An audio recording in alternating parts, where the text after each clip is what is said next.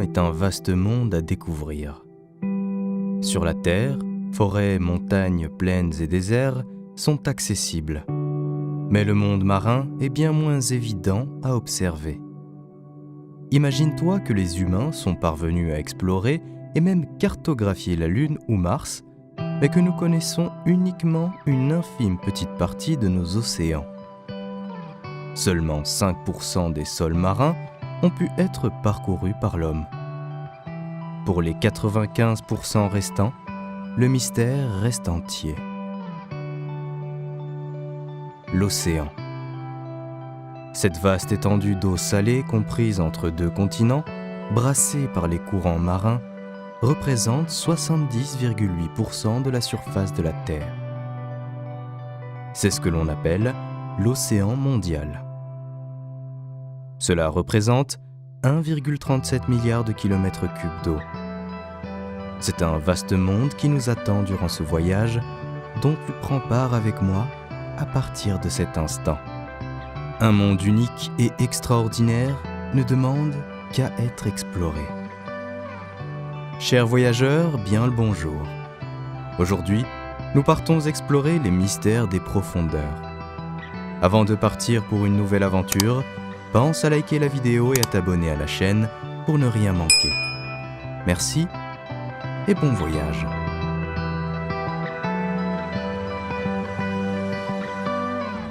Comme tu le sais sans doute, l'océan mondial est divisé en 5 océans communément appelés le Pacifique, l'Atlantique, l'Arctique, l'Austral et enfin l'océan Indien. Chacun d'entre eux est à la fois commun aux autres et bien singulier. Des caractéristiques structurelles permettent de les différencier, mais ils ont également de nombreuses spécificités en termes de faune et de flore qui permettent de discriminer les différents océans de notre planète. Au cours de ce voyage, j'aimerais te présenter l'une des nombreuses facettes qui animent nos océans, les animaux marins. La variété des animaux que tu peux rencontrer dans cette immense étendue d'eau est quasiment infinie. En fonction des températures, des reliefs, de la profondeur, de la flore ou encore des caractéristiques propres à une zone, les animaux sont totalement différents. Certains sont bien étranges, d'autres d'une beauté incomparable. Mais chacun à leur manière, elles sont tout simplement extraordinaires. Si tu as l'esprit curieux et l'âme aventurière, alors suis-moi. Le voyage commence maintenant. Pour débuter ce voyage au cœur de l'océan, j'aimerais te faire découvrir la naissance des animaux qui peuplent nos eaux. Donner la vie est un acte d'amour chez nous les humains. Dans la nature et le monde sauvage, on parle plutôt de reproduction. Si pour les animaux, nous ne savons pas toujours ce qu'il se passe vraiment dans leur esprit, car nous sommes encore bien incapables de comprendre leurs émotions, l'accouchement reste malgré tout un instant précieux, presque sacré. La Terre accueille un nouvel être, une nouvelle vie prend forme. Pour beaucoup d'animaux, dont les humains, l'accouchement est un peu difficile et douloureux, mais il reste un moment merveilleux et privilégié entre une mère et son enfant. Dans l'océan, pour certaines espèces, ce n'est pas toujours le cas. La nature a dû s'adapter. Les animaux ont dû s'acclimater à leur environnement parfois complexe, voire hostile. L'accouchement peut alors prendre une toute autre forme que ce que nous connaissons. Pour certains, c'est un processus simple, mais pour d'autres, le procédé est bien plus délicat. Tu vas devoir te déshabiller de tous tes préjugés pour comprendre et découvrir des modes de reproduction extraordinaires. Donnons nos premiers coups de palme pour partir à la rencontre d'un petit être incroyable, l'hippocampe. Sans avoir de réelle connaissance du milieu marin, c'est sans doute l'animal dont les gens connaissent le mieux le mode de reproduction si particulier à cette espèce. L'hippocampe fascine depuis des siècles. Surnommé le cheval des mers, il est l'un des hôtes les plus curieux de la nature marine. Il faut dire que ce poisson n'a rien à voir avec ses cousins. C'est un poisson lent, avec une queue préhensile qui lui permet de s'accrocher aux plantes sous-marines. Regarde comme il est habile. Malgré les courants marins, il parvient aisément à s'accrocher. Il semble danser sous l'eau. Sa chorégraphie marine est tellement belle à observer. Tu peux voir également sa bouche en forme de tube. C'est elle qui lui donne cette allure d'équidé reconnaissable entre tous. Une autre particularité le différencie aisément des autres poissons. L'hippocampe nage à la verticale, contrairement à la plupart des autres espèces. Mais sa technique de nage si singulière n'est pas le seul critère qui le distingue des autres animaux marins. Tu vois ce mâle ? Contrairement à la très grande majorité des espèces terrestres et marines, c'est lui qui porte la vie. C'est à cet instant que l'on se dit que la nature nous réserve bien des surprises. Dans notre esprit, porter la vie est quelque chose de féminin. C'est acté. Les choses fonctionnent ainsi. Et pourtant, son ventre gonflé n'est pas dû à un excès de gourmandise. Il est enceinte. Des dizaines, voire des centaines de petits sont bien installés dans leur nid douillet au creux du ventre de papa. À ce jour, c'est la seule espèce connue qui détient cette particularité. Aucun autre père n'a eu la chance de porter la vie, tout du moins pas d'une façon qui s'apparente autant à une gestation dite féminine. Pour comprendre le mode de reproduction du cheval des mers, il faut que tu prennes le temps d'observer ce couple unique et incroyable. Tu vois cette petite femelle hippocampe ? Elle dépose justement les œufs dans la poche à couvain de l'hippocampe mâle. C'est seulement lorsque les œufs seront dans le ventre du mâle qu'ils pourront alors être fécondés. Lorsque les petits seront prêts, ils viendront au monde. Un mâle peut donner naissance en fonction de son espèce jusqu'à 1000 petits. Imagine comme le travail de l'accouchement doit être épuisant pour un être aussi petit et fragile. Malgré tout, c'est un instant magique et un moment incroyable à observer. Regarde comme il expulse ses petits. De minuscules petits êtres sont littéralement projetés dans l'eau. Ils vont maintenant devoir se préparer à survivre dans un monde complexe et un environnement particulier. Ils vont affronter tout cela seuls. Leur volonté de vivre sera leur unique force. Allez, viens, d'autres phénomènes extraordinaires nous attendent. Pour poursuivre notre voyage, nous allons traverser ensemble cette véritable prairie sous-marine. Les herbiers marins poussent un peu partout en mer. Ce sont des plantes à fleurs et non des algues. Ces herbiers sont le lieu de vie de nombreuses espèces, des petits invertébrés, des poissons, mais également des tortues marines qui trouvent tout ce dont elles ont besoin dans ces vastes pâturages des mers. Ils représentent tout un écosystème à eux seuls. Ne te perds pas en chemin, suis-moi. De nombreux animaux marins attendent patiemment de nous rencontrer. J'aimerais t'emmener maintenant dans l'un des petits paradis marins que forme notre vaste monde, près des côtes africaines. Les zones humides du Sénégal sont parmi les plus riches de l'Afrique de l'Ouest. Des côtes lagunaires, des cordons littoraux, de grands fleuves comme le Sénégal, la Volta ou encore le Niger ont permis de former un écosystème marin incroyablement riche. Ce que tu aperçois ici, c'est le récif corallien du Cap-Vert. Un petit joyau de la nature au beau milieu des eaux africaines.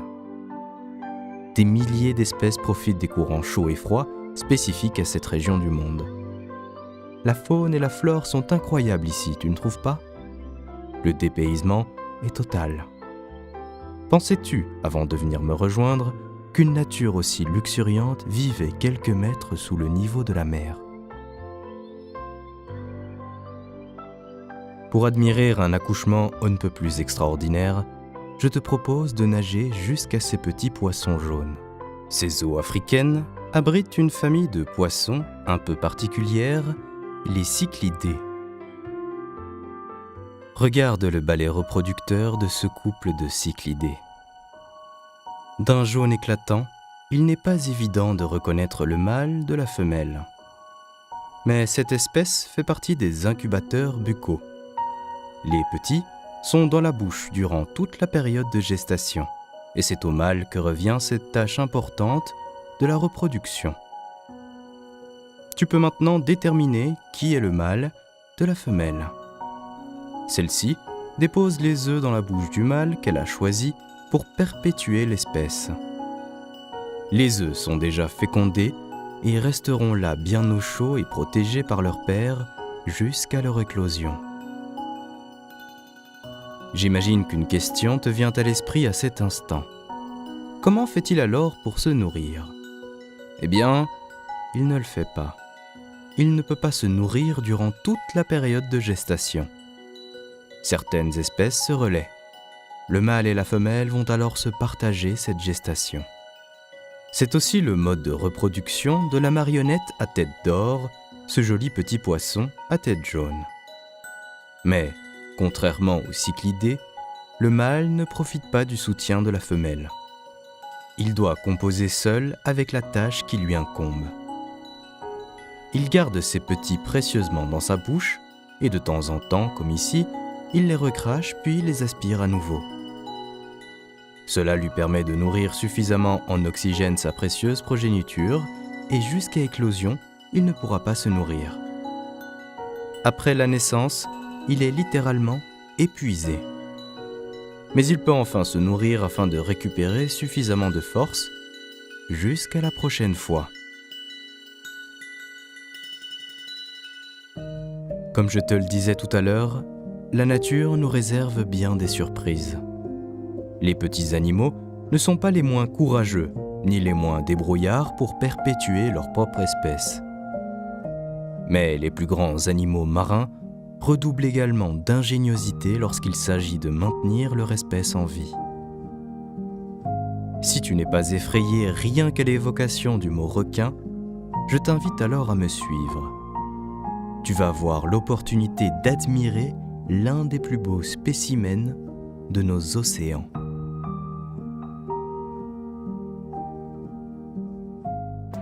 Autre espèce, autre gabarit.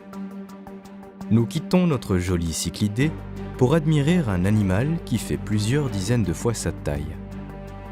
Je t'emmène à la découverte d'une créature marine aussi merveilleuse qu'impressionnante, le requin marteau.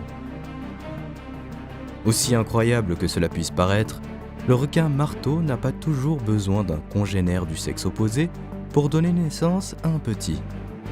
Et oui, c'est un fait plutôt rare, que ce soit sur Terre comme en mer, mais il arrive que des espèces animales aient dû composer avec Mère Nature pour ne pas voir leur espèce s'éteindre. La femelle requin marteau est capable de parthénogénèse, autrement dit de conception vaginale. Cela signifie que la femelle a la capacité, sans avoir recours au sperme masculin, de féconder elle-même ses œufs et donner naissance à ses petits. Elle n'a pas toujours recours à cette méthode. Tu peux voir ici un joli balai nuptial entre un mâle et une femelle. Mais sache que la femelle peut également se reproduire seule si le milieu l'y oblige. Pour la petite anecdote, c'est dans un zoo américain, Henry Dorley, dans le Nebraska, que des scientifiques sont parvenus à confirmer cette capacité du requin marteau. Dans ce zoo, 3 femelles cohabitent dans le même bassin. Aucune d'entre elles n'est entrée en contact avec un mâle ces 3 dernières années. Il n'y a donc aucune chance que l'une ou l'autre ait pu être fécondée. Pourtant, une des femelles a donné naissance à un jeune requin. La surprise passée, les scientifiques ont évidemment décidé de s'assurer d'une chose. La femelle est-elle vraiment capable de se reproduire seule, sans le sperme d'un mâle ? Après analyse de l'ADN du jeune requin marteau, seul celui de la mère a été décelé. Autrement dit, la femelle a bel et bien joué le rôle de la mère et du père dans le processus de reproduction. Le désir d'enfanter était-il si fort pour qu'elle souhaite donner naissance seule ?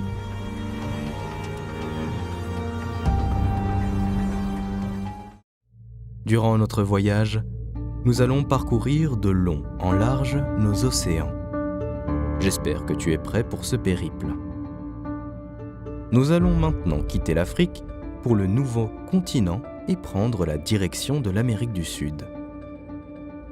Jusqu'ici, les naissances étaient un instant magique de la nature, à l'image de ce que nous connaissons et de ce que nous nous faisons d'un accouchement. Cette fois, tu devras avoir le cœur bien accroché. Cette mise-bas ne ressemble en rien à ce que tu as pu connaître jusqu'ici, ni à ce que tu as pu voir jusqu'à présent. La nature ne manque pas de curiosité dans l'océan. Si je te dis crapaud, tu imagines sans doute des marais et une petite bête qui saute de mare en mare. Tu penses sans doute que celle-ci vit aussi bien dans l'eau que sur la terre ferme. Mais ce n'est pas le cas du crapaud. Celui que nous allons découvrir, c'est le pipa pipa. Il est particulier. Cet amphibien sud-américain vit uniquement immergé dans l'eau. Et je te l'accorde, ce n'est pas le plus bel animal que nous ayons pu admirer jusqu'ici, mais tu n'as encore rien vu. Remarques-tu les pustules qui recouvrent sa peau ? C'est plutôt inesthétique, n'est-ce pas ? Ces dizaines de bulles qu'il a sur le dos semblent bouger. Ce n'est pas qu'une impression. Si ces petites boules sont légèrement mobiles, c'est parce que ce ne sont pas des pustules, de simples surplus de chair ou des boutons venimeux. Ce sont bien ces petits. Si le processus de reproduction est déjà étrange en soi et nécessite une gymnastique complexe comme tu peux le voir chez ce jeune couple de pipa-pipa, la gestion et la naissance sont bien plus étranges encore. Lorsque le mâle féconde les œufs de la femelle, ceux-ci atterrissent alors sur son dos. Ces petites boules que tu aperçois abritent les œufs qui ont été recouverts par la peau de la femelle. Et oui, les petits sont littéralement enfouis sous sa peau. Aussi insolite que cela puisse paraître, la mise-bas est tout aussi spectaculaire. Lorsque les petits sont suffisamment développés pour naître, ils rampent alors sous la peau de l'animal pour sortir par les petits trous que tu peux apercevoir sur sa peau. C'est à la fois étonnant, unique, extraordinaire et effrayant. Ils mesurent chacun 2 cm de long. Je te laisse imaginer l'effet que cela doit faire d'accoucher dans le dos, par la peau. Cet accouchement particulier ne donnera pas naissance à un lien parent-enfant comme nous pourrions l'entendre en tant qu'humains. Si de nombreuses espèces élèvent leur progéniture au moins les premiers jours ou les premiers mois, ces jeunes crapauds partent faire leur vie en toute autonomie dès l'instant où ils sont parvenus à sortir de l'enveloppe charnelle de leur mère. Nous allons maintenant quitter ces côtes et ce phénomène de la nature pour le moins particulier pour nous attarder sur un autre animal marin.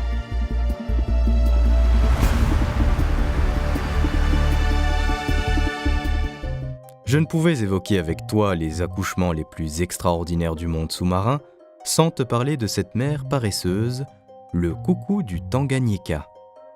Et oui, si certains souffrent ou s'épuisent lors de la période de gestation ou de la mise-bas, pour d'autres, le procédé est beaucoup plus simple.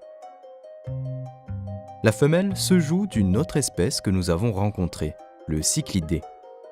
Elle vogue gentiment vers la bouche de ce dernier, qui pense alors recueillir les œufs fécondés d'une femelle de son espèce. Il se laisse attendrir par ses charmes. Le pauvre, il ne sait pas encore quelle grossière erreur il a commise. Les œufs du coucou grandissent bien plus vite que ceux du cyclidé. Les jeunes n'ont alors aucun scrupule à dévorer leurs voisins de couveuse.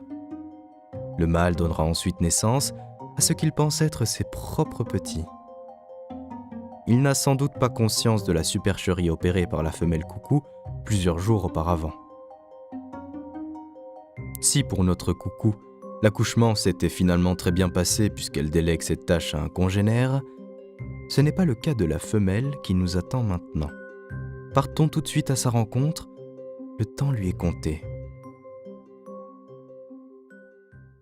Nous voici dans un nouvel environnement marin, bercé par les courants, au beau milieu d'un monde étonnant. C'est ici que vivent quelques-unes des nombreuses pieuvres qui peuplent nos océans. Il existe plusieurs espèces de tailles et de couleurs variables, et elles sont parvenues à s'installer aux 4 coins du monde. Elles font le bonheur des scientifiques au cours de leurs études marines, car elles sont dotées d'une intelligence exceptionnelle et d'un système nerveux dense et complexe. Mais la naissance d'une pieuvre est bien moins attendrissante et magique. Aussi incroyable que cela puisse paraître, les pieuvres peuvent reconstituer un membre perdu, changer de couleur ou encore de texture de peau. Elles sont dotées de capacités uniques, aussi bien sur le plan physique qu'intellectuel. Et pourtant, est-ce pour compenser toutes ces merveilleuses aptitudes que la nature a eu l'âme vengeresse ? Malheureusement, pour cette espèce emblématique de nos océans, la naissance et la mort sont étroitement liées. Jamais la vie n'a été aussi paradoxale. Lorsque la femelle donne la vie, elle perd la sienne. En a-t-elle conscience ? Aucun scientifique n'est capable de répondre à cette question. Toujours est-il que lorsqu'une femelle met bas, elle meurt lentement. Après avoir pondu les œufs, elle cesse complètement de s'alimenter et se décompose petit à petit. Elle fait partie des espèces que nous appelons sémelpares, c'est-à-dire qu'elle peut donner naissance qu'une seule fois avant de mourir. Le plus difficile dans toute cette histoire, c'est qu'elle ne rencontrera même pas sa progéniture. Lorsque les œufs vont éclore, les petits seront orphelins, leur mère étant déjà morte. C'est triste de voir cette femelle se laisser dépérir sans rien pouvoir faire. Je comprends ton émotion. Je ne peux pas te donner d'explication pour consoler ta peine. Encore aujourd'hui, aucun scientifique n'est parvenu à percer le mystère de cette mort lente et douloureuse après l'accouchement d'une pieuvre. Pourquoi meurt-elle ainsi ? Pourquoi ne peut-elle pas lutter ? Pourquoi ne semble-t-elle même pas essayer de survivre ? Je n'ai aucune réponse à t'offrir. Tu te dis sans doute que le mâle a alors le beau rôle dans toute cette aventure reproductive. Eh bien, détrompe-toi. Il n'est pas rare que la femelle dévore son mâle reproducteur après sa mission achevée. Finalement, la reproduction est aussi bien synonyme de vie que de mort chez cet être hors du commun. Laissons cette femelle reposer en paix et espérons que ces petits parviennent à s'imposer dans le vaste monde qui les attend. Quant à nous, il est temps de poursuivre notre voyage. Il nous reste encore une créature marine à rencontrer, une naissance à admirer. Cette fois, la douleur est présente, mais la poésie est également au rendez-vous.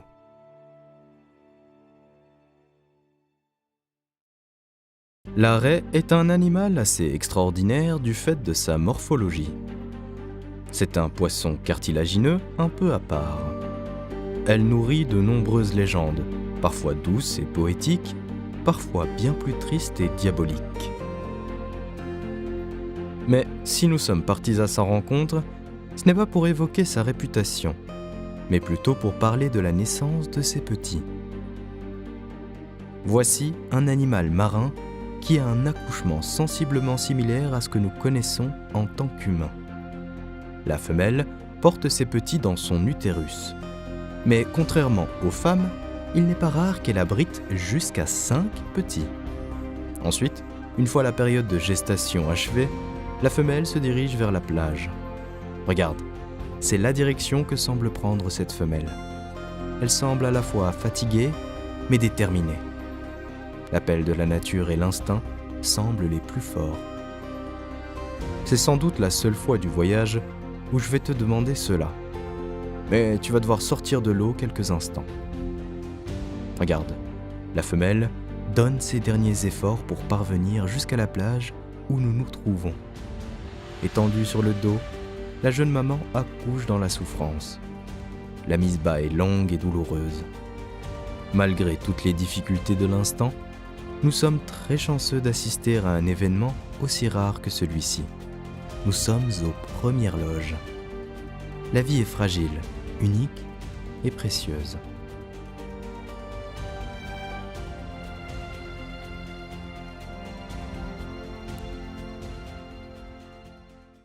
Après l'observation de ces naissances plus extraordinaires les unes que les autres, j'aimerais te faire découvrir une autre facette des océans à travers des créatures marines pour le moins insolites. La nature est parfois bien surprenante. Les océans sont vastes.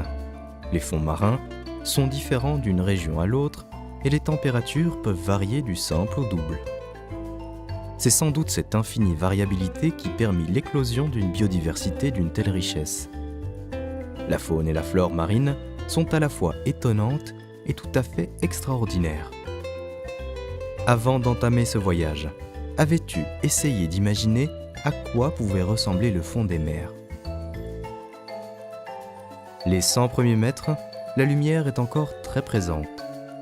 Tu imagines sans doute facilement la richesse des fonds et leur beauté spectaculaire. Tu as peut-être même en tête une magnifique barrière de corail. Elles sont si emblématiques de la beauté de nos océans que c'est souvent à cela que nous pensons en premier lorsque l'on imagine une nature marine riche et luxuriante. Mais lorsque tu descends un peu plus bas, la nature change. Rien ne ressemble à ce que tu as pu connaître jusqu'à présent. Les fonds marins sont aussi variés que les sols terrestres. Sur Terre, tu peux passer des montagnes aux plaines en passant par les déserts ou les forêts. Eh bien, sache que sous la mer, tu peux trouver la même variété de paysages. Tu vois ces crêtes ? Ce sont des dorsales océaniques. Ce ne sont rien de moins que des montagnes immergées. Elles sont sous l'eau. Sans matériel de plongée, jamais tu ne pourrais déceler leur présence. Pourtant, certaines d'entre elles sont gigantesques. Elles peuvent s'étendre sur près de 60 000 km. C'est sans aucun doute la plus longue chaîne de montagnes du globe. Mais ce n'est pas tout. Les océans ont aussi de nombreux volcans. On compte environ 1600 volcans terrestres actifs, mais sous les flots, ils sont près de 20 000. Lorsqu'une plaque tectonique passe sous une autre, elle permet au magma niché plusieurs mètres sous terre de se frayer un chemin vers la surface. Jaillit alors sous forme de lave, de gaz ou d'éléments solides, toute la chaleur et toute la pression emmagasinée dans les entrailles de la Terre.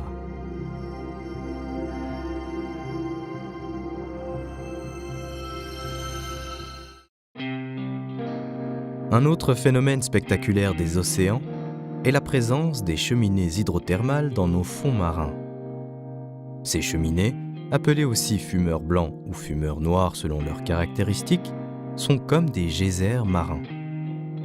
Mais contrairement aux volcans, ce n'est pas le rapprochement, mais bien l'éloignement des plaques qui est à l'origine de la manifestation des cheminées hydrothermales. Lorsque deux plaques s'éloignent, elles créent une fissure, une faille dans le sol. Le magma et le gaz sont alors en contact direct avec l'eau de mer.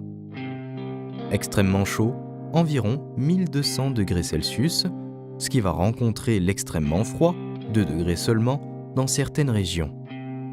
La pression dégagée est énorme. Le fluide qui sort de ces failles est acide et lessive complètement la roche. Ce phénomène qui de prime abord peut paraître hostile à toute vie marine permet pourtant à de nombreuses espèces de survivre malgré les conditions extrêmes. On retrouve jusqu'à 10 000 fois plus de vie près des fumeurs que partout ailleurs dans les abysses. Je me doute que cet environnement plutôt inamical à première vue te mette mal à l'aise. Mais il y a quelques espèces que tu dois absolument rencontrer avant de remonter un peu plus à la surface de nos océans. J'aimerais que tu admires de tes propres yeux le phénomène de chimiosynthèse et la chaîne alimentaire extraordinaire qui persiste dans un tel environnement.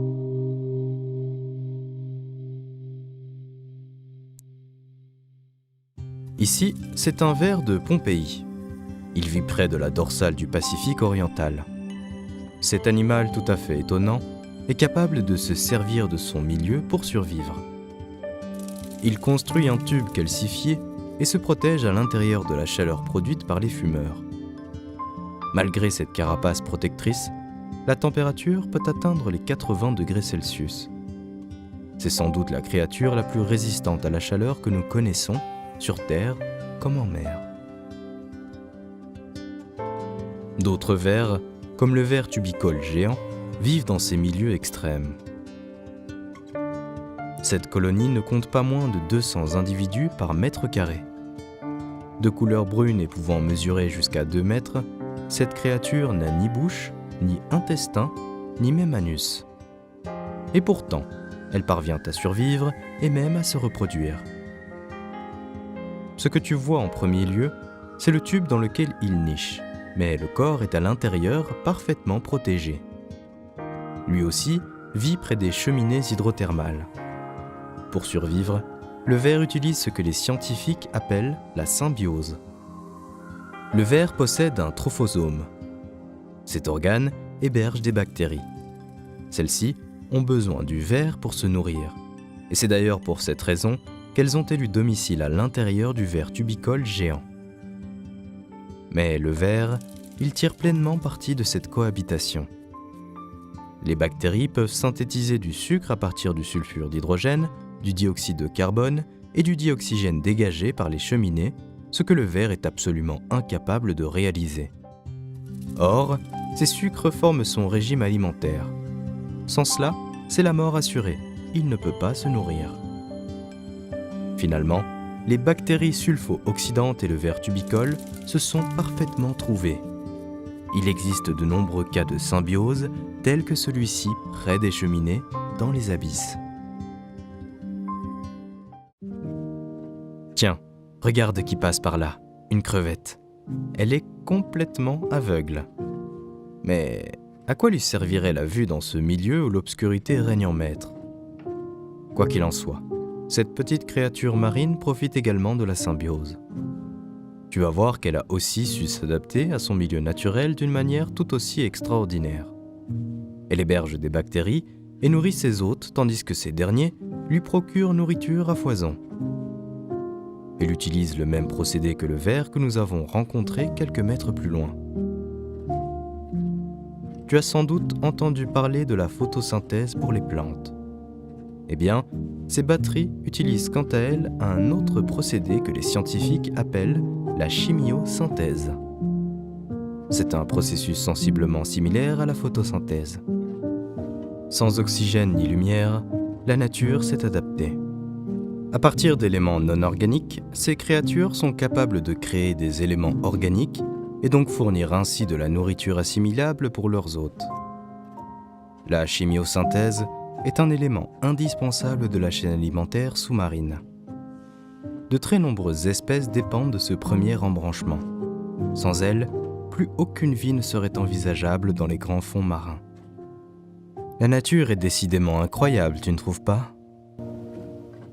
L'océan est l'un des plus beaux endroits du monde, oui. Mais sûrement pas sur toute la surface du globe. Tout du moins, pas à n'importe quelle profondeur. Il y a des espèces qui sont terriblement effrayantes. Si leur physique est détestable, voire abominable, ces créatures marines ne sont pas nécessairement dangereuses pour autant. Et si cela peut te rassurer, la majorité d'entre elles vivent très profondément dans l'eau. Tu ne risques donc pas de les croiser lors d'une session de plongée prochainement. La couche la plus profonde des océans s'appelle les abysses. Située à plusieurs milliers de mètres de profondeur, la température est très basse, la lumière inexistante et la pression de l'eau démesurée.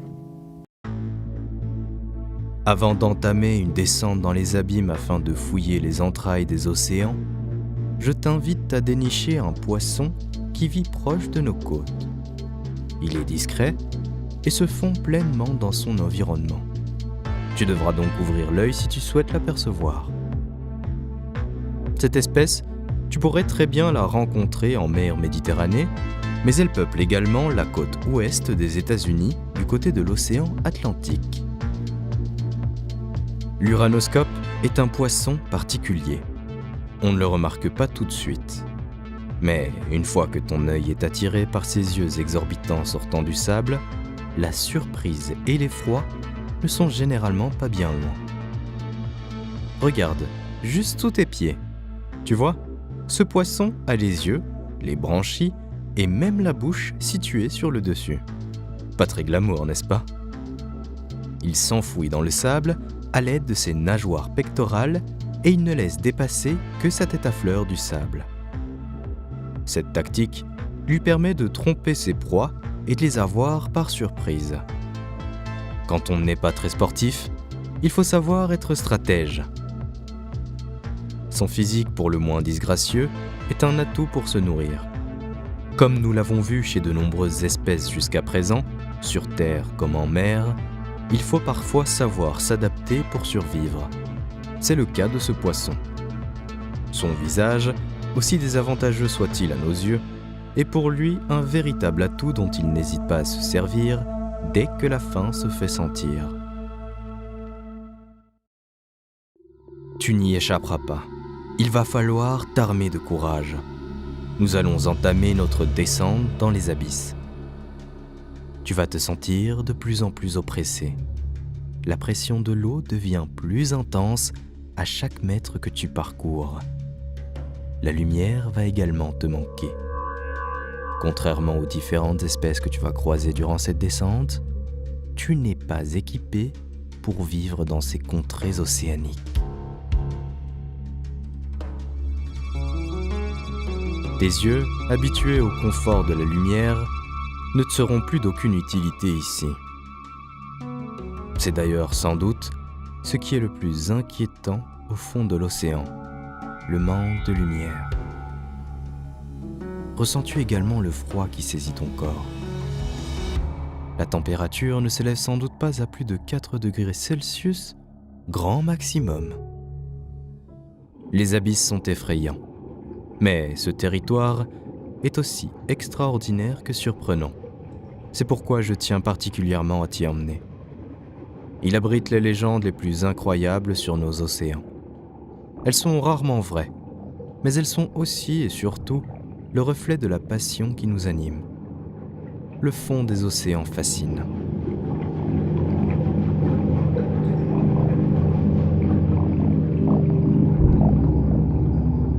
Nous sommes actuellement à 1000 mètres environ de profondeur.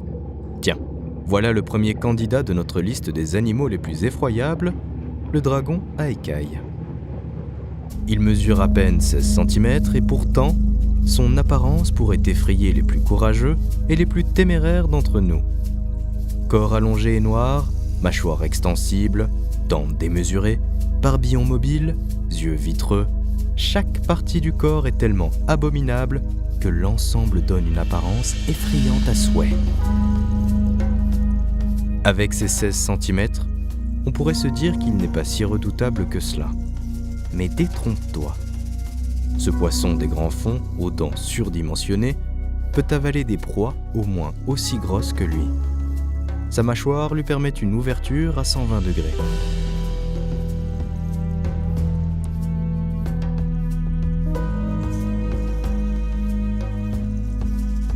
Voici le grenadier à queue de rat. Comme tu peux l'imaginer, son nom laissant peu de chance au doute, l'apparence du grenadier à queue de rat n'est pas des plus adorables qui soient. Il vit à une profondeur variant entre 600 et plus de 2600 mètres au-dessous du niveau de la mer. Si son physique est clairement disgracieux à souhait, il faut croire que la beauté n'est pas un critère essentiel de longévité, puisqu'il peut vivre plus de 60 ans. Son corps fin se termine par une longue queue fine qui laisse penser au rat que nous connaissons. Mais si ces terribles atouts s'arrêtaient là, cela passerait encore. Malheureusement, je te laisse passer de l'autre côté de ce poisson afin de pouvoir l'observer de face. Sa tête est incroyablement grande et totalement disproportionnée par rapport au reste du corps. Ses yeux sont exorbitants et sa bouche outrancière fait de lui l'un des animaux les plus effrayants du monde sous-marin. Ne nous attardons pas, il y a quelques autres espèces que j'aimerais te montrer. Es-tu prêt à descendre un peu plus bas dans les profondeurs marines? Les abysses t'attendent. Difficile de retenir un cri en voyant une donzelle. Cet être semble être un poisson zombie, un véritable mort-vivant à nageoires. Son apparence se rapproche de l'anguille que nous connaissons, mais sa peau est si pâle, quasiment transparente, qu'il est difficile à première vue de faire le rapprochement entre ces deux espèces distinctes. Souvent confondue avec des larves de poissons, la donzelle semble ne pas être totalement achevée, et pourtant, c'est bel et bien un spécimen adulte que tu vois là. Le squelette, les muscles et certains organes sont cependant sous-développés comme les yeux par exemple. C'est pour cette raison que son apparence est si effrayante. On la surnomme d'ailleurs l'anguille aveugle. Pour sa défense, dans un tel environnement, son corps doit être armé pour survivre. De bons yeux ne lui serviraient à rien ici. En revanche, son corps doit être capable de supporter une pression absolument incroyable.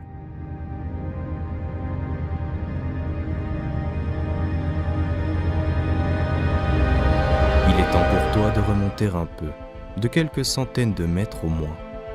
La température et la pression de l'eau deviennent quasiment insoutenables ici, tu ne trouves pas ? Tiens, voilà un autre poisson qui mérite qu'on s'attarde sur son physique pour le moins particulier. Le grand avaleur porte bien son nom et peut avaler des proies bien plus grandes que lui. Vivant en Atlantique Nord, il peut mesurer jusqu'à 25 cm pour les plus beaux spécimens. Son corps n'est pas très grand et il n'est pas bien gros non plus. Qu'a-t-il de si étrange ? Regarde un peu plus attentivement. Vois-tu son énorme bouche s'ouvrir ? C'est un véritable gouffre à elle seule. Mais ce n'est pas tout. Observe maintenant sous son ventre. Remarques-tu cette poche démesurée ? C'est ni plus ni moins son estomac. Il est particulièrement élastique comme tu peux le constater. Il peut contenir un petit déjeuner qui mesure 2 fois sa taille et 10 fois son propre poids. Mais la gourmandise est un vilain défaut. Un vieil adage dit de ne pas avoir les yeux plus gros que le ventre. Malheureusement pour lui, ses capacités exceptionnelles lui font parfois commettre une erreur fatale. Se sachant capable de chasser de grosses proies, il s'attaque parfois à des poissons bien trop imposants pour son estomac. Impossible alors de la digérer. Il meurt des suites de son dernier festin. Avant de terminer par l'un des poissons les plus effroyables qui soit, je te propose d'aller à la rencontre d'une créature marine avec des caractéristiques un peu moins atroces.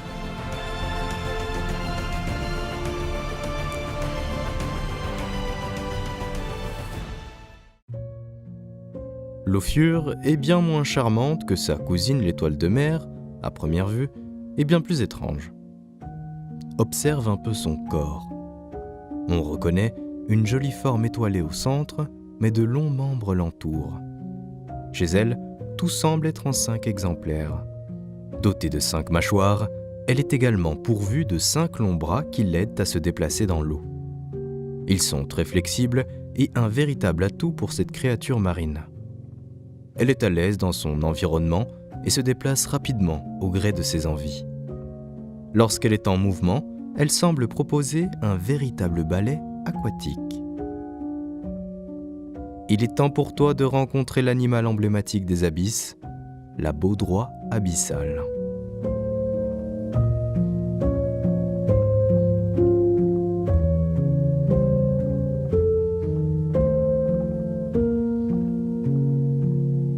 Il pourrait être élu l'animal marin le plus dangereux et le plus effrayant des océans. La baudroie abyssale est vraiment impressionnante. Pour le rencontrer, nous allons devoir poursuivre notre plongée dans les profondeurs entre 1000 et 3000 mètres. La baudroie a un physique hors norme. Sa mâchoire est disproportionnée et digne des pires films d'horreur. Vois-tu ses dents longues et aiguisées ? Elles sont capables de mordre et broyer des animaux 2 fois plus gros que lui. Mais c'est loin d'être son seul atout de prédateur des profondeurs. La baudroie ne voit pas très bien, mais elle a un système olfactif très développé qui lui permet de déceler de nombreuses odeurs dans l'eau. À l'extrémité de sa première épine dorsale, Cette petite boule lumineuse que tu peux apercevoir est un véritable piège. Les proies sont attirées par cette source lumineuse bienfaitrice et sont attirées comme des aimants. La baudroie ne tarde pas à se jeter sur l'animal et déchiqueter sa proie. Comme une étrangeté ne vient jamais seule à de telles profondeurs, voici une autre petite anecdote sur cet animal. Celui que tu vois ici est une femelle. Elle peut mesurer jusqu'à 30 cm environ. Les mâles sont beaucoup plus petits, 3 cm seulement.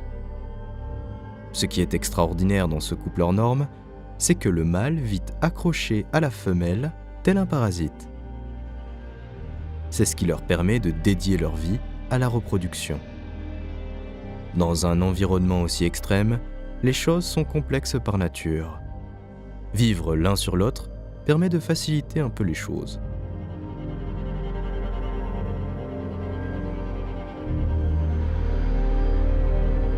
Les créatures que nous venons de voir ne sont franchement pas les plus mignonnes qui soient. Nous étions bien loin du merveilleux monde de Nemo, il faut bien le dire. Malgré tout, il y a une chose que nous devons cependant souligner. Elles étaient peut-être laides, mais plutôt inoffensives pour la plupart. Ce n'est pas le cas de celles qui nous attendent maintenant. Si tu étais déjà horrifié par ce que tu as pu voir jusqu'ici, ce qui t'attend est tout aussi impressionnant.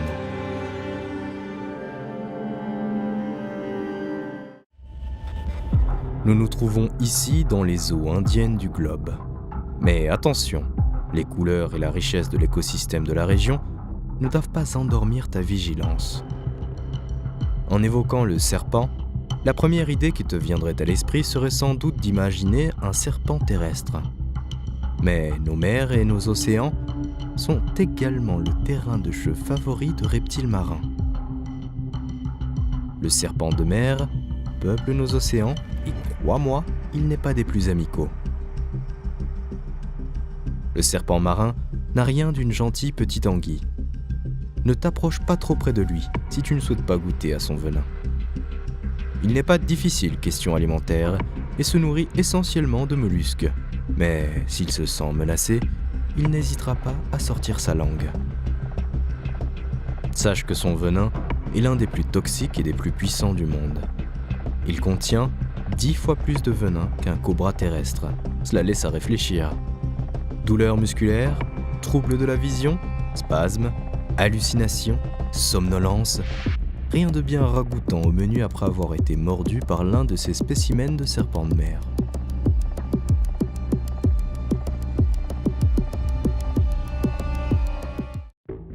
Voilà une autre créature qui fait largement parler d'elle sur la toile, et rarement en très bons termes. Le barracuda est une espèce de poisson qui a élu domicile dans les eaux tropicales. Corps allongé, mâchoire impressionnante, des dents en forme de croc, 50 kg et 2 mètres de long, son physique parle pour lui, il n'a pas l'apparence d'un joli poisson clown. Malgré son physique impressionnant, c'est surtout son caractère que tu dois redouter. Il est connu pour son agressivité et il n'hésite pas à s'attaquer aux humains s'il croise sa route. Au vu de sa mâchoire impressionnante, je te laisse imaginer la taille des morsures dont il est capable. Il fait partie des poissons les plus agressifs et les plus redoutés. Il est connu pour son côté caractériel et impulsif.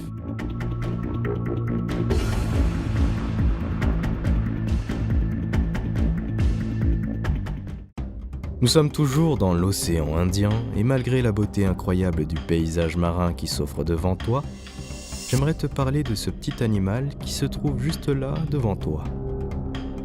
Voici une pieuvre aux jolies couleurs. Elle paraît presque attachante à première vue. 100 grammes pour 10 cm. C'est un poids plume des océans. Mais méfie-toi des apparences. Contrairement au barracuda, elle est plutôt amicale, mais elle aussi est redoutable. De couleur brune ou grise, tu remarqueras qu'elle a la capacité de changer de couleur. Lorsqu'elle se sent en danger, tu vois apparaître des anneaux bleus sur toute la surface de son corps. C'est un signal qu'elle t'envoie pour te signifier de la laisser tranquille. Il vaut mieux écouter son conseil et ne pas insister en l'approchant de trop près. elle dégagerait alors son venin toxique très puissant, capable de tuer un homme en moins de 30 minutes. La glande salivaire contient suffisamment de venin pour tuer plus de 20 personnes. Le moins que l'on puisse dire, c'est qu'elle est parfaitement équipée pour se défendre, cette petite pieuvre. Après la morsure, le venin s'attaque au corps et entraîne une détresse respiratoire, des douleurs et une paralysie. C'est la mort assurée pour sa victime. Le seul point positif dans cette rencontre, c'est le côté non agressif de la pieuvre. Elle attaque uniquement lorsqu'elle se sent en réel danger. Tu peux donc l'observer à loisir, tant que tu respectes son espace vital et que tu ne lui montres aucun signe d'attaque.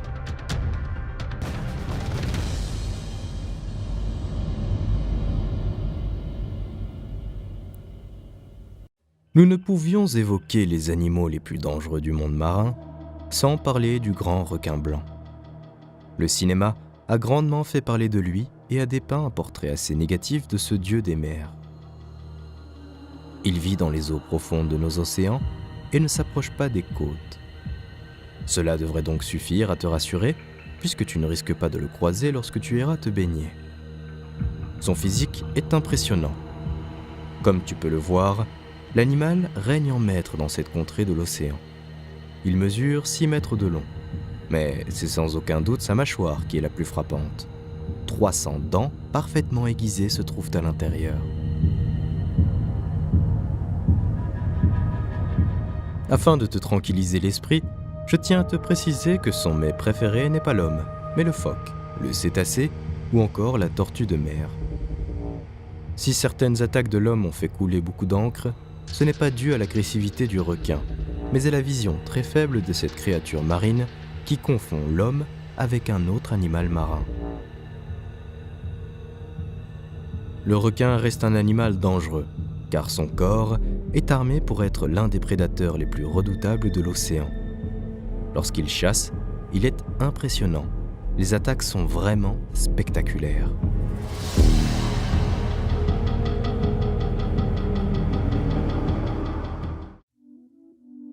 Après avoir vu un colosse marin tel que le requin blanc, tu vas sans doute avoir du mal à me croire lorsque je vais te présenter notre dernier tueur marin.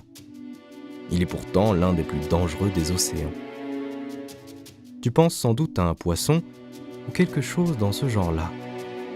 Mais il ne s'agit ni plus ni moins que d'un simple petit mollusque. Le coquillage-cône est redoutable. Il vit dans les eaux chaudes du globe et est actif principalement la nuit. Il a une membre buccale qui lui permet d'envelopper et gober ses proies. Si la plupart des espèces de ce mollusque sont venimeuses, les plus grosses sont très dangereuses pour l'homme. Il n'existe aucun antivenin. Un homme peut succomber en moins de 2 heures après avoir touché l'un de ces coquillages, notamment le cône textile et le cône géographe. Le venin de ce mollusque est un véritable cocktail empoisonné. Il regroupe les effets du fugu, un poisson venimeux avec une toxine 500 fois plus virulente que celle du cyanure et celle du cobra, un serpent venimeux dont les neurotoxines peuvent paralyser les muscles et l'appareil respiratoire. Ce coquillage ne laisse absolument aucune chance à sa victime de s'en sortir. Il projette son venin à l'aide du dard que tu peux apercevoir à l'extrémité de son corps. Il frappe sa victime, la paralyse et attend patiemment que son festin soit prêt à être dégusté. Les coquilles de ce mollusque sont souvent très jolies avec des anneaux et des stries blanches et brunes. Elles attirent les hommes pour leurs caractéristiques esthétiques, mais peuvent être dangereuses et mortelles.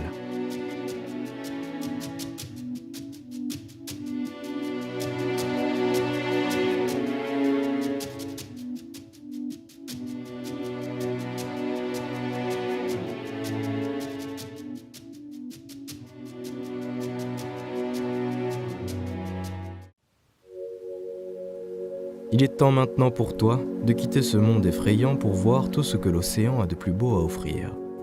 Car oui, il peut être parfois hostile et dangereux, mais il est aussi incroyable, merveilleux et exceptionnel. Les animaux marins ne sont pas tous effrayants ou dangereux, bien au contraire. Certains sont très amicaux et chaleureux, même avec les humains.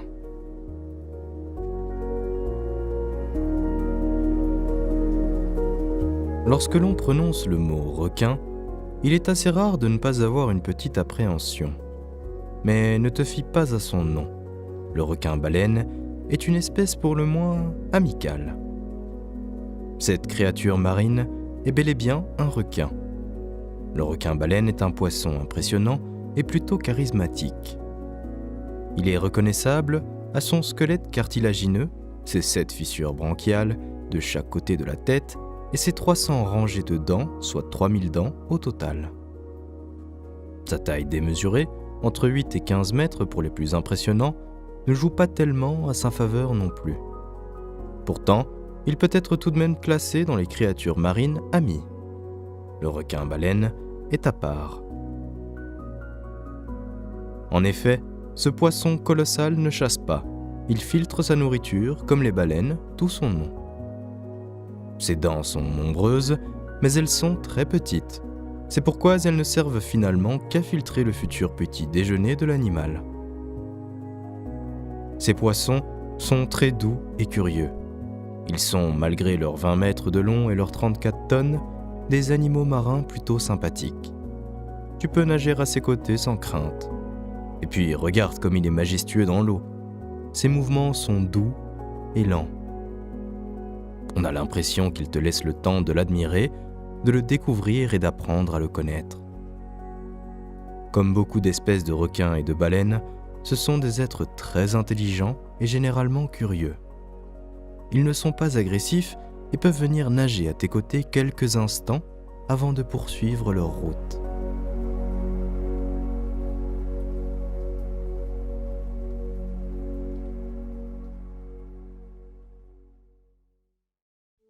Cette créature marine fait partie, tout comme le requin-baleine, des créatures les plus imposantes dans l'univers marin.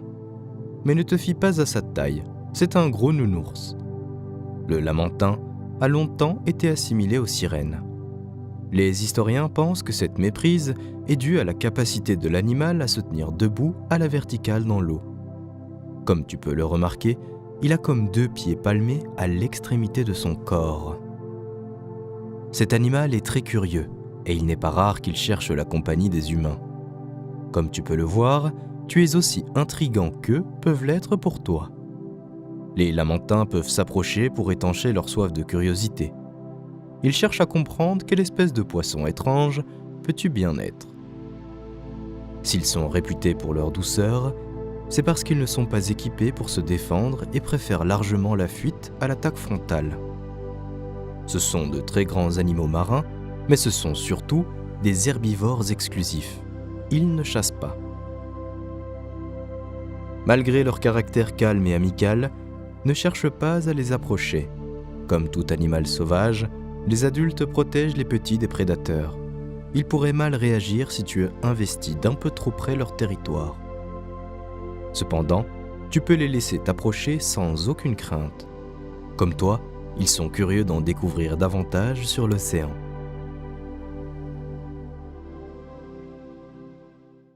Poursuivons notre petite balade sous-marine pour partir à la rencontre d'un autre membre de la famille des requins, le requin marteau.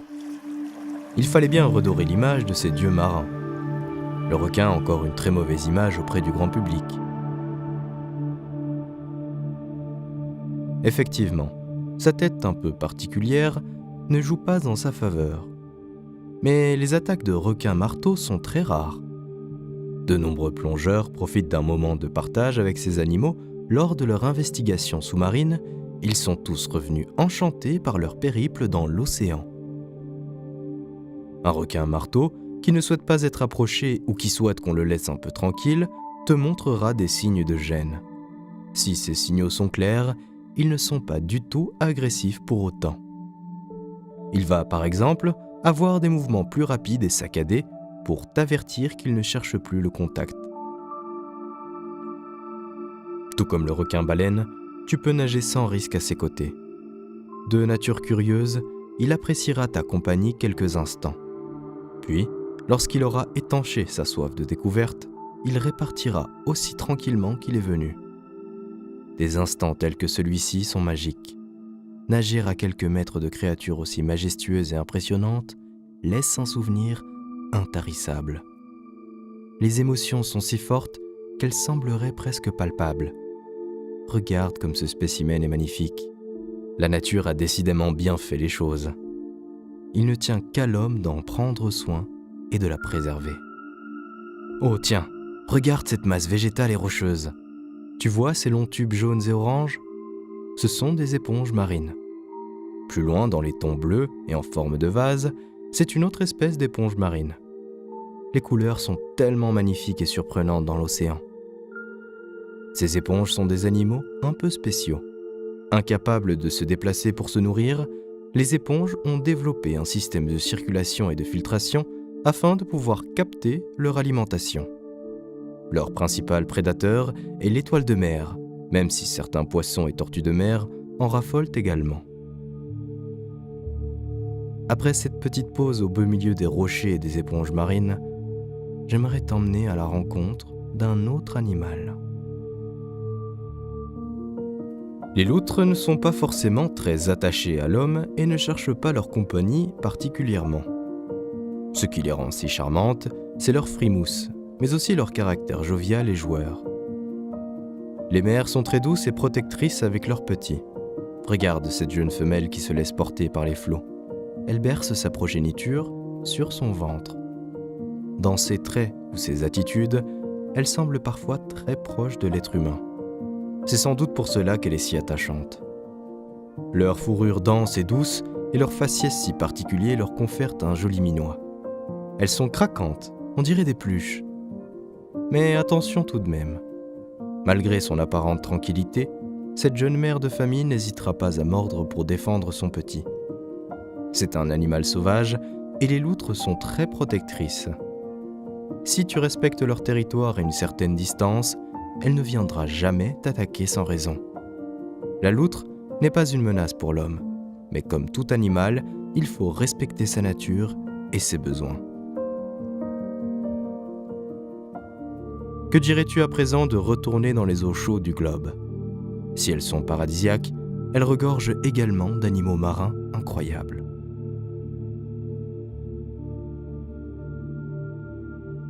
Nous sommes ici, aux abords du Sri Lanka. Nous allons rencontrer un animal étonnant, tant par sa taille que par son comportement. Le diable de mer, appelé aussi raie-aigle géante, a longtemps été mal vu, en particulier par les pêcheurs. En effet, selon la légende, ces créatures marines entraînaient dans le fond des océans des bateaux. Si cette image leur colle encore parfois aux nageoires, elle est totalement fausse. Leur taille est effectivement très charismatique, jusqu'à 9 mètres de long. Elles peuvent peser près de 2 tonnes, ce sont donc de véritables colosses des mers. Pour autant, ces animaux sont très amicaux. Tout d'abord, sache que contrairement à ses cousines, le diable de mer n'a pas de queue venimeuse. Si ces raies géantes sont plutôt joueuses et curieuses, elles sont aussi très intelligentes. Certaines expériences menées sur cette espèce ont démontré qu'elles étaient capables de reconnaître leur reflet dans un miroir. De nature curieuse, elles n'hésitent pas non plus à s'approcher des hommes.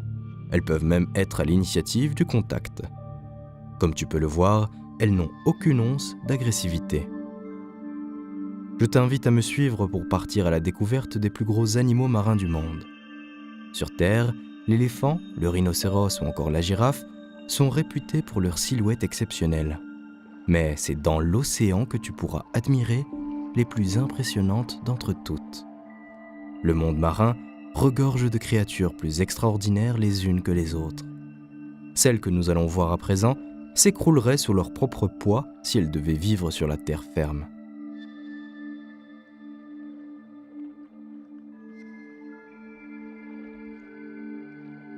Tu as pu voir de nombreux mollusques jusqu'ici, mais aucun n'avait la taille de celui que nous allons voir ensemble. Je te présente la palourde géante. Elle est à la hauteur du nom qu'elle porte. Tu ne l'imagines sans doute pas en l'observant ainsi dans son milieu naturel. Mais elle mesure plus de 1 mètre de long et pèse près de 220 kilos. Autre particularité de ce merveilleux spécimen des mers, sa couleur. Chacune de ces palourdes est unique. Aucune n'arbore les mêmes couleurs que sa voisine. Regarde comme celle-ci est magnifique. Traite-la avec beaucoup de douceur et de minutie, car c'est sans doute une vieille dame qui mérite notre plus grand respect. Elle peut vivre jusqu'à 100 ans.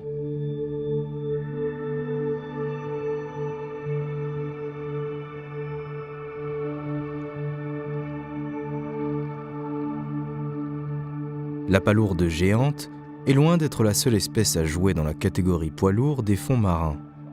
Le rorqual commun est le deuxième plus grand mammifère du monde et peut atteindre 26 mètres de long et peser 75 tonnes. Oui, tu as bien entendu, 75 tonnes.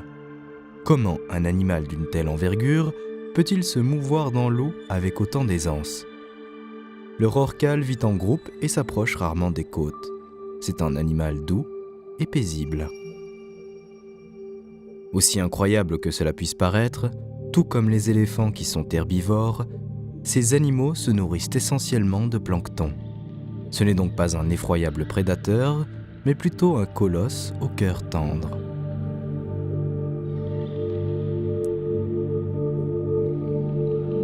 J'aimerais te faire découvrir un autre géant des mers. Cette fois, c'est un poisson, mais un poisson colossal. Le poisson-lune, appelé aussi mola mola, ou môle d'une manière plus générale. Peu importe le nom qu'on lui donne, il n'en reste pas moins un étrange spécimen de l'océan. Il est très imposant et sa morphologie est très particulière. Il a la forme d'un disque aplati et peut peser 27 tonnes pour 3 mètres de long et 4 mètres de haut de nageoire à nageoire. Il est très impressionnant, n'est-ce pas ? Mais son physique ne doit pas t'effrayer outre mesure. Tu vas le découvrir d'ici quelques instants. Il n'a rien d'un animal agressif ou dangereux, bien au contraire. Et puis, tu sais, il n'a pas toujours fait cette taille gigantesque. Le poisson-lune est minuscule à la naissance. Mais en gagnant 500 grammes par jour, ce poisson extraordinaire est 60 millions de fois plus grand à l'âge adulte que lorsqu'il était un jeune poisson. Imagine si une telle croissance opérait chez les humains.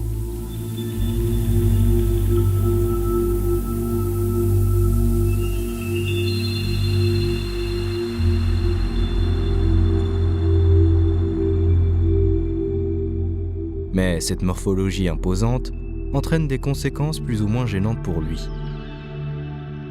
Il nage très lentement et de nombreux parasites cutanés en profitent pour se nicher sur le mola mola. Certains scientifiques ont pu observer plusieurs dizaines d'espèces sur un même spécimen. Comment fait-il pour vivre sereinement avec autant de parasites ? Eh bien, je te laisse observer le comportement de ce merveilleux mâle. Tu vas vite comprendre que celui-ci est aussi amical que malin. En fait, il n'hésite pas à faire appel à l'aide à d'autres espèces. Ces petits poissons que tu vois sur le côté de son ventre, des labres nettoyeurs, sont d'un précieux soutien. Ils se nourrissent des petits invertébrés qui ont élu domicile sur notre merveilleux môle. C'est ce que l'on pourrait qualifier de relations symbiotiques. L'un et l'autre s'entraident pour survivre. Mais lorsque cela ne suffit pas, le poisson-lune sort une autre arme secrète. Il fait appel aux mouettes et aux goélands. Regarde, c'est ce qu'il fait en ce moment même. Il bat des nageoires à la surface de l'eau pour attirer l'attention de ces volatiles. Réputés pour leur appétit féroce et leur gourmandise, ils ne se font pas prier pour intervenir et se nourrir sur ce jeune poisson-lune. S'il s'approche, n'aie aucune crainte. D'un naturel curieux, il viendra sûrement à ta rencontre. Mais il n'est pas agressif. Il aime simplement découvrir et comprendre.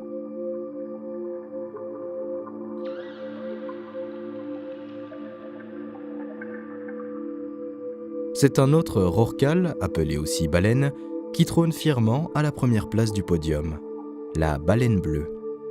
Les plus gros spécimens peuvent atteindre 32 mètres de long et peser jusqu'à 200 tonnes. Heureusement pour nous, malgré sa taille absolument incroyable, la baleine bleue n'est pas agressive, bien au contraire. Elle est plutôt calme et pacifique. Son régime alimentaire se limite d'ailleurs aux krill. Elles sont souvent assimilées à des crevettes et vivent en essaims pouvant compter jusqu'à 30 000 individus par mètre cube d'eau. La baleine bleue en a fait son mets favori. Elle peut en ingurgiter jusqu'à 4 tonnes par jour. Ces géantes des mers vivent aux quatre coins du monde, mais elles ne sont pas toujours faciles à observer.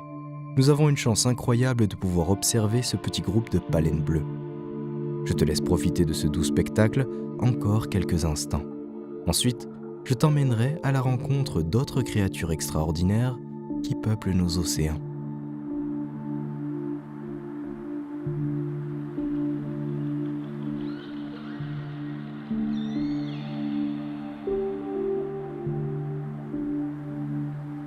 Le beluga est sans doute le plus amical et le plus doux de tous les mammifères marins. Selon les scientifiques et les océanologues, il pourrait même détrôner le dauphin de sa première place. En effet, contrairement au dauphin qui peut parfois attaquer un autre congénère, ce fait est bien plus rare chez le beluga. Et puis, avec sa couleur blanche et sa jolie bouille, c'est difficile de ne pas craquer, ni de le considérer comme un animal des mers, non ?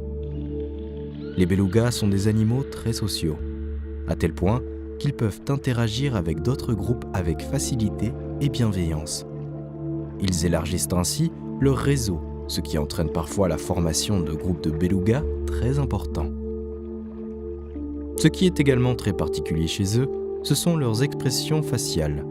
Tout comme les humains, on peut percevoir certaines émotions simplement en observant leurs expressions. Ce sont quasiment les seuls êtres marins capables de modifier la forme de leurs lèvres. Cela peut donner des traits parfois très drôles, ou au contraire inquiets ou tristes. Tout comme les baleines ou les dauphins, les belugas émettent des sons pour communiquer. Leur front est parfaitement équipé pour percevoir ces fréquences subtiles. Il est surnommé le canari des mers. Ce n'est bien sûr pas pour son gabarit hors norme ni sa couleur, mais par rapport à son chant si particulier que ce joli surnom lui a été donné. Les dauphins. Eh oui, nous ne pouvions évoquer les océans et les créatures marines les plus extraordinaires au monde sans avoir une attention toute particulière pour ces merveilleux princes des mers. Les dauphins sont réputés pour leur curiosité et leur sympathie envers les humains. Mais bien d'autres espèces animales, notamment les chiens, sont parvenus à nouer une complicité extraordinaire avec ces animaux. Ils sont curieux, joueurs et espiègles, et ils sont aussi inventifs, ingénieux, dotés de capacités cognitives absolument incroyables. Les dauphins ont toujours fasciné l'homme à travers leur intelligence et leur habileté sociale extraordinaire. Ces mammifères marins sont de nature très protectrices avec les membres de leur groupe. C'est d'autant plus le cas lorsqu'il s'agit d'une femelle gestante. Elle porte son petit entre 10 et 18 mois selon les espèces de dauphins. La jeune femelle que tu vois au centre du groupe est justement une femelle gestante. Et si autant de monde nage à ses côtés, c'est pour une bonne raison. Chez les dauphins, la future mère est très protégée. Toutes les femelles du groupe forment en quelque sorte une garde rapprochée. Elles prennent chacune grand soin de la jeune maman. Mais cette solidarité, cet esprit de groupe ne s'arrête pas là. La femelle va également avoir une marraine. Cette marraine est une femelle plus âgée qui va l'accompagner tout au long de sa grossesse et lui faire profiter de son expérience et de sa protection.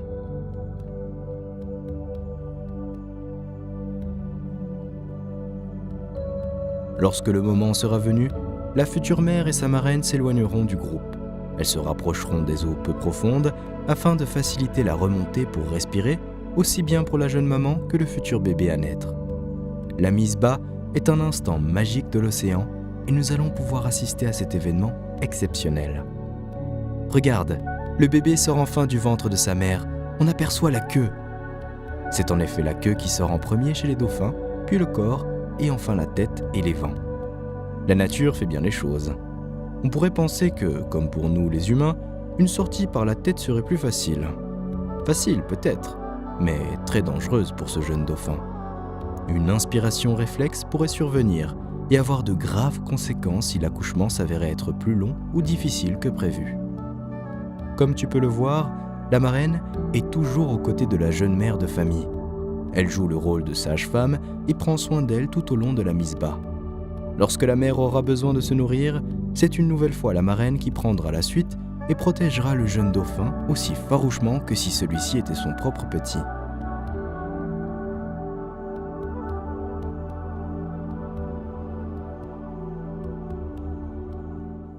L'éducation est une affaire de groupe chez ce mammifère marin.